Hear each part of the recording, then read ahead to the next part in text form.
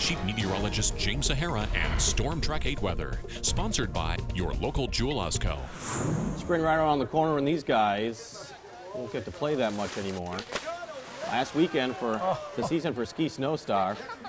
They're still making fresh snow, and of course there is the slush pit that we all grow and love and get dressed up for each year. Oh my! This weekend you can bring in a canned food item for the Snowstar food drive and get a discount on tickets, so it's always a good charity event as well. That's as right. Snowstar wraps up its season. They got a nice little snow base. I'd like to see a little bit more, make it nice and complete for the weekend. Last weekend, I can't believe it. And it's already here. Let's put it down. I know, it did go fast. And who knows, last hurrah as far as the snowfall is concerned for the winter season. We'll see. I was expecting that comment from We'll Jim. see. Okay, let's start off with the winter weather advisory that covers most of our counties around the area. I would say the exception will be right around north, I'd say along Highway 34. Okay, and point south, no advisories there, and then around Highway 20. Anyway, anything in the middle, that's what we expect to see the snowfall take place later on tonight. Here's a closer version of it. You can see right around the immediate Quad Cities and points eastward, covering Interstate 88, 80, portions of 74, and even around 39, looking at around 1 to 3 inches of snow, but some isolated areas, especially well east of the Quad Cities, could see amounts maybe upwards of 4 inches. Right now we're dealing with a lot of clouds out there.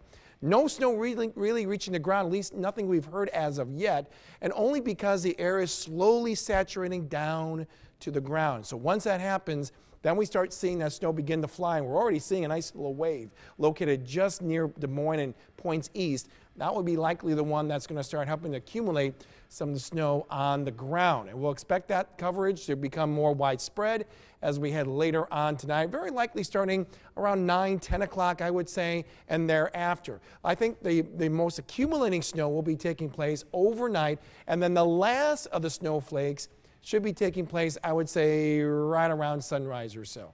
That's what we'll be dealing with some of that moisture making its way off to the southeast, giving way to just cloudy skies for the rest of our Thursday. Now, as far as snowfall amounts are concerned, this is what I'm looking at. Anywhere around Highway 34 and south, you're not expect to see a whole lot, so traveling should be okay.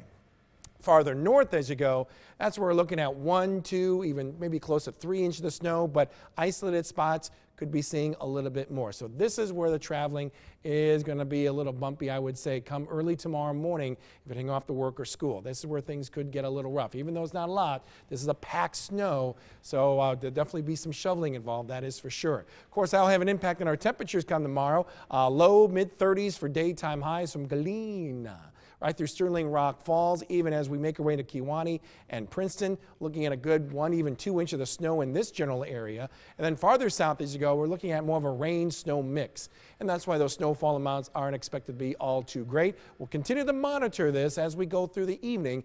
Any changes, I'll let you know on our WQAD Facebook page, Twitter, as well as our website as well. 35, I'm looking at the daytime high in the Quad Cities. And keep in mind, there's going to be a brisk northeast wind, so likely those temperatures will feel more like in the 20s. Not much moisture ahead of that, though. By Friday night late, may see a little wave that could produce a little light rain shower. Then after that, things will be looking a whole lot drier. That warmth out to the west, that's what we'll be monitoring as we head later in the weekend and early next week. Still looking at numbers by early next week, reaching those mid to maybe upper 60s. That would be nice indeed. Snow developing then for tonight, 1 to 3 inches, isolated spots 4 inches, especially farther east of the Quad Cities as you go. 29 for the low, 35 for the daytime high, and that snow begins to taper early tomorrow morning.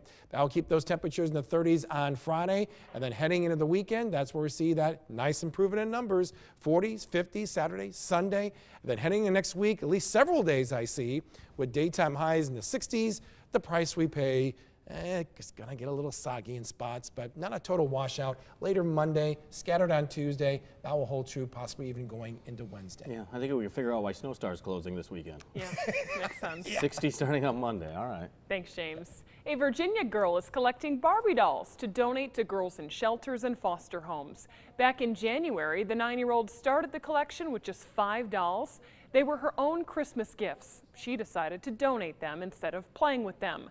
Those numbers quickly grew as shipments of dolls started coming to her house from all over the country and all around the world.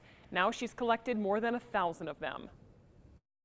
I wanted to make them feel that they have a friend to talk to and play with, and to make, when they're going through hard times, to make it easier.